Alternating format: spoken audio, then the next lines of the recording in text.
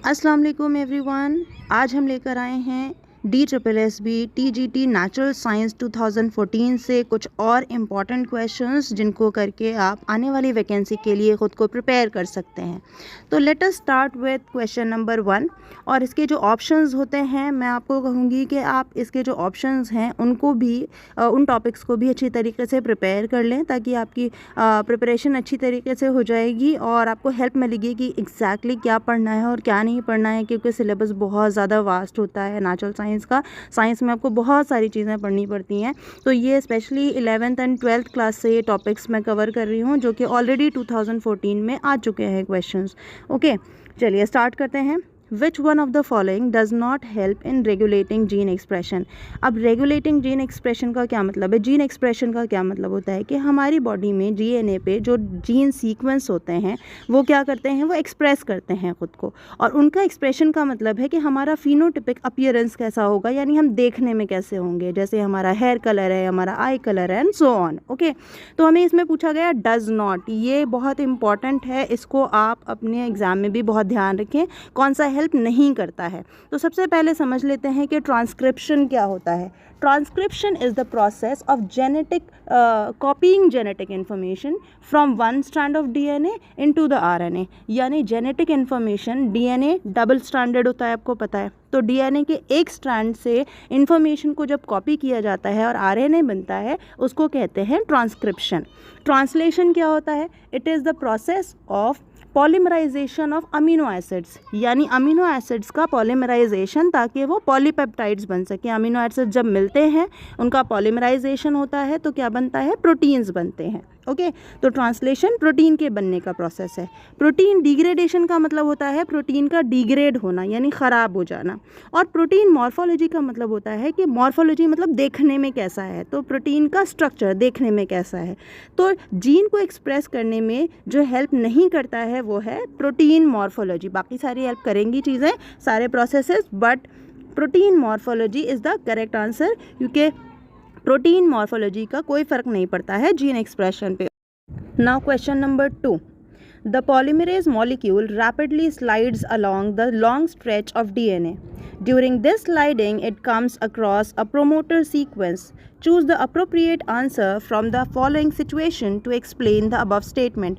Above statement जो ऊपर statement दी हुई है वो कौन से वाले के लिए बेस्ट explanation है। तो अगर हमें ये पता होगा कि बैक्टीरियल ट्रांसक्रिप्शन में क्या होता है तो हमें इजीली होता क्या है, RNA पॉलीमरेज प्रोमोटर सीक्वेंस से बाइंड करता है। ओके, कनेक्ट करता है। जो प्रोमोटर सीक्वेंस है उससे RNA पॉलीमरेज आकर बाइंड करेगा और उसके बाद ट्रांसक्रिप्शन प्रोसेस शुरू हो जाएगा। बैक्टीरियल ट्रांसक्रिप्शन में दो इंपॉर्टेंट स्टेप्स होते हैं। तो सबसे पहले होता है इलॉन्गेशन, सबसे पहले इनिशिएशन होता है। RNA पॉलीमरेज बाइंड करेगा प्रोमोटर सीक्वेंस से और इनिशिएट हो जाएगा प्रोसेस। उसके बाद इलॉन्गेशन होता है, यानी ये प्रोसेस कंटिन्यू चलता रहता है। और उसके बाद टर्मिनेशन प्रोसेस होता है जहाँ पे RNA पॉलीमरेज डिटैच हो जाता है। तो ये 3 इंपॉर्टेंट स्टेप्स हैं which are included in bacterial transcription. तो ये जो एक्सप्लेनेशन दे रखी है ये है बैक्टीरियल ट्रांसक्रिप्शन की। So the correct answer is bacterial transcription. Okay, now next question. Which one of the following statements is correct while explaining eukaryotic DNA? अब eukaryotic DNA explain करने के लिए replication, eukaryotic DNA replication topic अच्छे से अगर पढ़ रखा होगा आपने तो इसका आंसर बहुत आसानी से हो जाएगा। इसके ऑप्शंस देख लेते हैं। It has a single origin of DNA replication. DNA replication का सिंगल ओरिजिन होता है यूकैरियोटिक DNA रेप्लिकेशन के प्रोसेस में। नहीं, सिंगल ओरिजिन नहीं होता है, स्पेसिफिक ओरिजिन होता है। यानी जहाँ पर भी DNA पॉलीमरेज बाइंड करेगा वहाँ से रेप्लिकेशन का प्रोसेस शुरू हो जाएगा। तो रेप्लिकेशन का प्रोसेस किसी भी एक पर्टिकुलर पॉइंट से हो सकता है, इसका मतलब ये नहीं है कि एक ही ओरिजिन होगा। So this is incorrect statement. Next आ जाते हैं। DNA replication takes place during only one phase of the cycle. अब इसमें अगर आपको पता है कि DNA रेप्लिकेशन S फेज़ में होता है, S फेज़ में मैक्सिमम यानी double amount of DNA present होता है। तो अगर मान लीजिए कि DNA पहले N था तो अब 2N हो जाएगा S फेज़ में, इसलिए S फेज़ में DNA रेप्लिकेशन होता है। ओके, तो ये करेक्ट स्टेटमेंट है। आगे देख लेते हैं। Origin recognition complex is not well defined. Origin recognition यानी ओरिजिन का रिकॉग्नाइज करना और उसके बाद प्रोसेस जो कंटिन्यू होता है ये कॉम्प्लेक्स है और वेल डिफाइंड नहीं है, तो ये वेल डिफाइंड है, इसलिए ये इनकरेक्ट स्टेटमेंट है। And telomeres action is not seen, ये भी इनकरेक्ट है, तो इसलिए हमें इसमें करेक्ट स्टेटमेंट बताना है। तो what is the correct statement? Correct statement है DNA replication takes place during only one phase of the cell cycle, और वो कौन सा फेज होता है? S फेज होता है। अब DNA replication, eukaryotic DNA replication को थोड़ा सा समझ लेते हैं। होता क्या है, ये DNA रेप्लिकेशन जो है ये डायनेमिक प्रोसेस है, तो इसलिए रैंडमली स्टार्ट नहीं हो सकता है ये कहीं पे भी। तो एक पर्टिकुलर रीजन होता है जहाँ से रेप्लिकेशन स्टार्ट होगा, और उस रीजन को क्या बोलते हैं? ओरिजिन बोलते हैं, जहाँ से भी स्टार्ट होगा। ओके, ये एक फोक होता है, इसमें रेप्लिकेशन फोक होता है। ये मैं आपको थोड़ा सा बनाकर बताती हूँ। रेप्लिकेशन फोक होता है, यहाँ पे छोटा सा बनाती हूँ सो दैट आप एक बार रिकॉल कर सकते हैं। ओके, तो ये फोक जो अनवाइंड होता है, डीएनए कैसा होता है? डबल स्ट्रैंडेड डीएनए होता है। तो इसके जो हेलिकल्स जब ओपन होते हैं तो दो स्ट्रैंड्स बनते हैं, और ये दोनों ही स्ट्रैंड्स किसकी तरह काम करते हैं? टेम्पलेट की तरह काम करते हैं for the process of replication. तो यहाँ पे एक एंड होगा जिसका 5' और 3' होगा, और दूसरा एंड होगा जिसका 3' और 5' होगा यहाँ पे।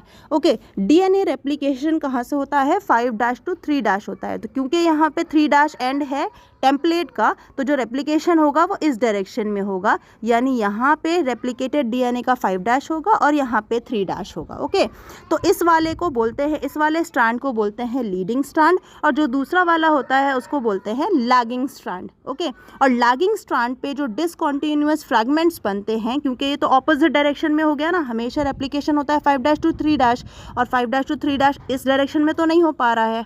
ओके, सी इस डायरेक्शन में तो नहीं हो पा रहा है, तो उल्टी डायरेक्शन में होगा, यानी इस डायरेक्शन में होगा। तो जब उल्टी डायरेक्शन में होता है तो फ्रैगमेंट्स में होता है, और इसको बोलते हैं ओकाज़ाकी फ्रैगमेंट्स। ये मैंने छोटा सा बताया है, आपको थोड़ी सी डिटेल दी है, इसकी और डिटेल आप आगे पढ़ सकते हैं।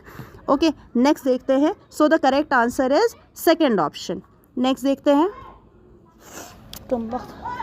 Question number 4, which one of the following is not a characteristic in the skin of mammals? यानी मैमल्स की जो स्किन होती है इनमें से कौन सा एक कैरेक्टरिस्टिक नहीं है?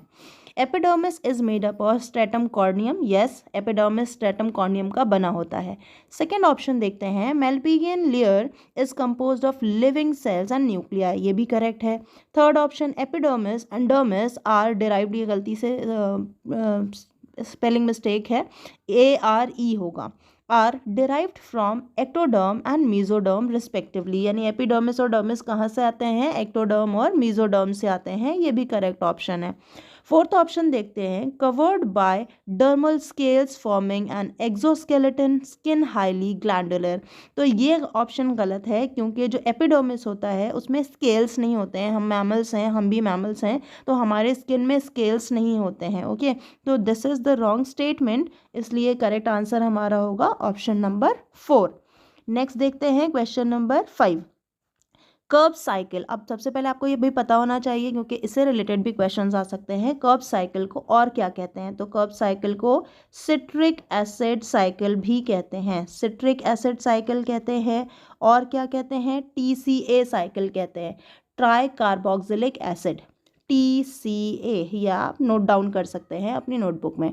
Citric acid cycle, Krebs cycle and TCA, ये सब एक ही बात है। ओके, तो इसमें ऑप्शंस क्या हैं? Outer membrane. अब इसमें ऑप्शंस की ज़रूरत नहीं है, हमें पता होना चाहिए कि कर्ब साइकिल कहाँ होते हैं। तो कर्ब साइकिल कहाँ होता है? इन मैट्रिक्स में होता है, माइटोकॉन्ड्रिया के मैट्रिक्स में होता है। इनर मेम्ब्रेन में क्या होता है?